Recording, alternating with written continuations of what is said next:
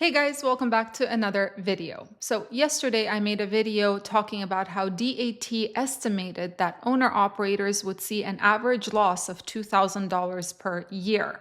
And the comments were very telling. A lot of folks were talking about how the losses are much higher than that, and almost 100% of you are absolutely exhausted with this market. Now, I don't want to talk about the news today. I don't want to quote any articles. Today I'm going to be quoting you guys directly. I will be relating to your experiences, and we will look at both the objective as well as subjective realities of the trucking industry right now. Ready? Let's go.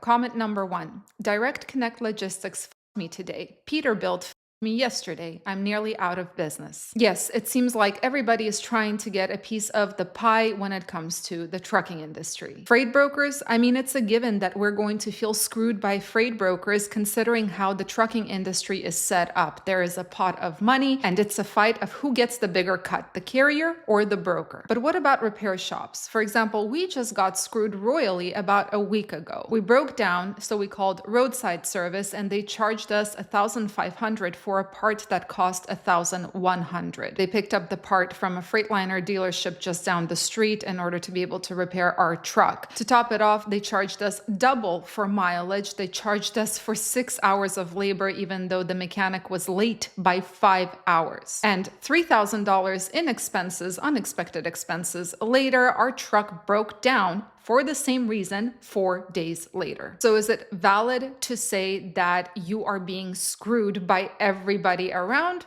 Yeah, it is valid. Can it put you out of business? Yes, it can, especially if you depleted your cash flow. Comment number 2. I've lost $15,000 just in the last 2 months. Now, you are not alone. The current rates pay diddly squat. The prices of everything are up. And to top it off, we're going to go back to comment number 1, where everyone is trying to screw you. I have looked over our numbers from 2019 when we started up to last month, and from 2019 until 2021, the end of 2021, not a single month of losses. Now, if we take a look at the period from 2022 up to now, it's a disaster. We have had so many months where we took a direct loss that it forced me to downsize a couple of months ago, forget about hiring drivers for now, and get the company back into manageable shape. And this month, the month of December, yeah, this is probably, in the worst case scenario, it's going to be a month of loss.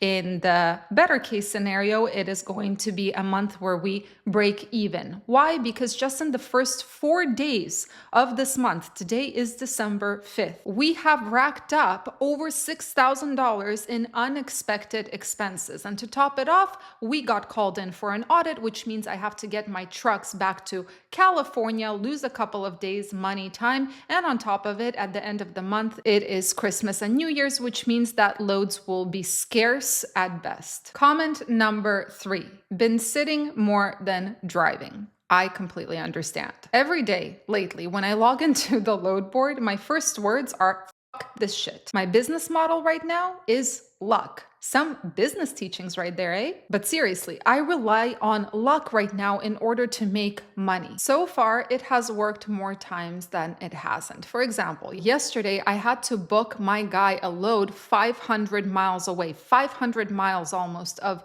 deadhead, but I did manage to book a load that paid over $4 per mile, which means it completely covered the deadhead, it covered the lost day, and it made us a little profit. But that's just luck. But sometimes my trucks end up sitting as well and not generating a cent in income. It's especially fun when you are not able to book a load on a Friday for a flatbed, and then you lose Friday, Saturday, and Sunday because no one works on the weekend. And don't get me started on not being able to book anything before a prolonged holiday. Now, let me address those of you who believe that it's unfortunate that this channel focuses only on the problems of the industry rather than the solutions and some positive things about trucking. I always say that the foundation of this channel is being able to talk about the harsh truth rather than present some beautiful illusions that are not based in reality. And since we're predominantly talking about the freight market on this channel, which, by the way, led someone to comment, and I quote, Bless your heart, you're still referring to the stuff as a market. And they are right. This market turned into a shit show. The reality is, the market doesn't care about your feelings, my feelings. It does what it does. And for the past 3 years, it has been deteriorating. This is a fact that pretty much no one is going to be able to dispute. But does that actually mean that there is absolutely no money-making potential in this industry and it's completely trash and everyone is going broke? No. So let's talk about the folks who are in a relatively better position than other carriers. Number one is being a company driver. If you are a company driver, in many cases, you're much better off than if you were a carrier, especially if you're working on a cents per mile basis with a smaller carrier where all miles are paid. You are protected from the deterioration of the freight market. You don't have to worry as much about the fuel expenses going up or down, the rates going up or down. You earn based on how much you drive. Now, does the market affect you in some way? Of course it does. There's no denying it. When you're a company driver, you rely on the loads that the carrier books for you. And if the loads pay like crap, it means that you're probably finding yourself sitting more than driving, which means that you are not accruing as many miles, which means that you're not making as much money. But in terms of relativity, company drivers are more protected from the fluctuations in the market than an owner-operator or a carrier. Number two, we have owner-operators or small carriers who have all their equipment paid for. Those who have no payments on their equipment are not just saving money on those payments, they're also saving money on physical damage insurance, which is not required if you do not have a financed or rented truck or trailer. Number three is the folks who put their business above all else.